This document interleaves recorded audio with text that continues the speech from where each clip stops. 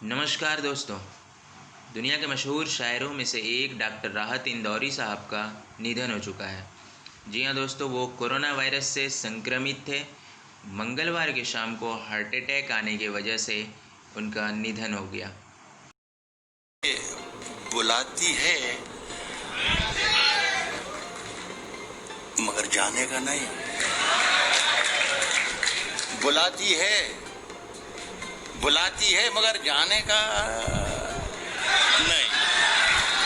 बुलाती है मगर जाने का नहीं। बुलाती है मगर जाने का नहीं। ये दुनिया है, इधर जाने का नहीं। बुलाती है मगर जाने का नहीं। ये दुनिया है, ये दुनिया है, ये दुनिया है, इधर जाने का नहीं। और मेरे बेटे, किसी से इश्क कर, मेरे बेटे किसी से इश्क कर, मगर हद से गुजर जाने का नहीं। उनके चले जाने से शायरी जगत में मातम का माहौल सा छा गया है। उनके फैंस अपना दुख ट्वीट के जरिए या तो फिर सोशल मीडिया अकाउंट हैंडल के जरिए जाहिर कर रहे हैं। आज हम उनकी ज़िंदगी से जुड़े कुछ खास तथ्यों के बारे में बात करेंगे, वैसे तथ्य के बारे में जिनके बारे में शायद आपको नहीं पता है। राहत इंदौरी साहब का जन्म 1950 ईस्वी में इंदौर में हुआ था। उनके पिता रफ़तुल्लाह कुरैशी एक कपड़ा मिल के कर्मचारी थे और उनकी मां मकबूल उन्निसा बेगम जो घरेलू महिला थी।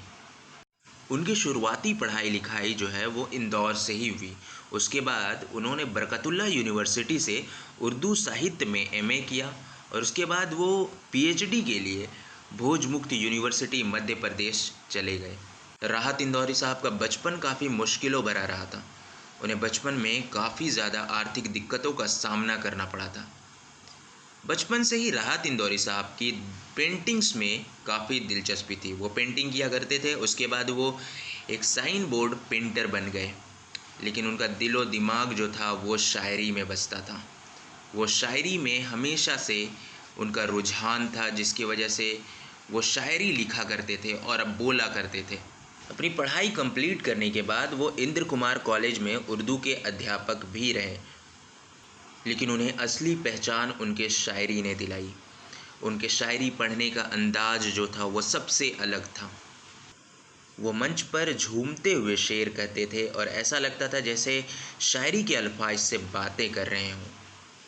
उन्हें चांद की आंखों में आंखें डालकर शायरी पढ़ने वाला शायर कहा जाता था। राहत इंदौरी साहब ने कई फिल्मों के गीत भी लिखे हैं। वो देश विदेश जा कर के शायरी पढ़ा करते थे। अभी हाल ही में एक इंटरव्यू में उनसे पूछा गया कि आपने कई देश विदेश में जा कर के शायरी पढ़ी है, लेकिन आपका फेवरेट देश कौन सा है? तो दोस्तों, उनका जवाब था कि कोई देश याद ही नहीं आता है हिंदुस्तान के अलावा, हमेशा हिंदुस्तान याद आता रहता है। उनका इस तरह से चले जाना उर्दू जगत के लिए और शायरी जगत के लिए एक अपूरणीय क्षति है। दोस्तों, मिलते हैं अगली वीडियो में। तब तक के लिए बाय बाय, टेक केयर।